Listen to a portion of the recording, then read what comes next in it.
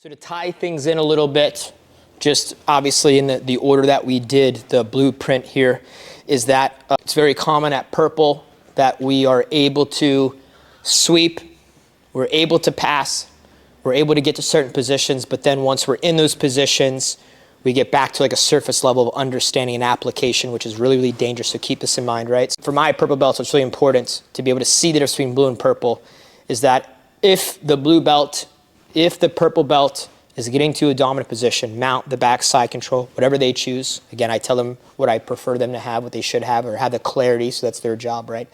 Is that if I then see them and they're unable to keep in that dominant position, they go for something, they lose it, then something is off, okay?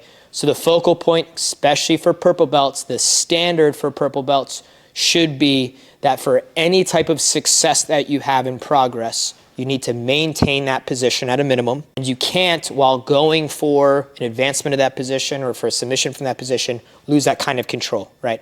So again, hip check Kimura gives you that opportunity of, hey, I've got the Kimura. If I failed this Kimura, where are my success points? If you don't have that kind of depth and you're like, yeah, I pass all the time, I get to mount, I kind of lose it, but I just pass again, that's lazy. You're gonna have a lot of bad habits that you'll create. You'll have more problematic issues of progressing correctly. You're gonna have to clean things up later.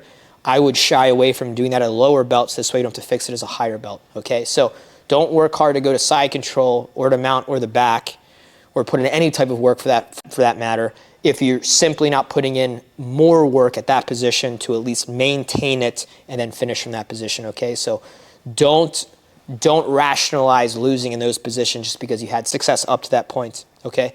Again, that's the first thing that I see for discipline and commitment level for blue belts if they're ready for purple, and purple belts if they're sharp and they're staying at purple belt, right? So if I have a traveling purple belt coming in, or if I have a student that came over as a purple belt, that's the first thing that I look for. Can he pass the guard? Sure. Can he sweep? Awesome. But can he keep the next position? Can he keep progress in that position? If he can't, I say, hey, this is definitely a huge hole in your game that you want to focus on. So keep that stuff in mind. I hope that you guys enjoyed the blueprint. I hope it helps.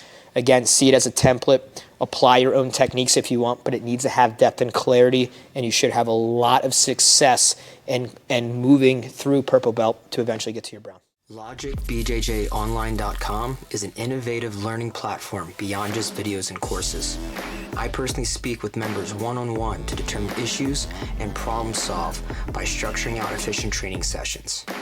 The ability to connect informative content from the website and communication with guidance allows members to truly make and see a difference.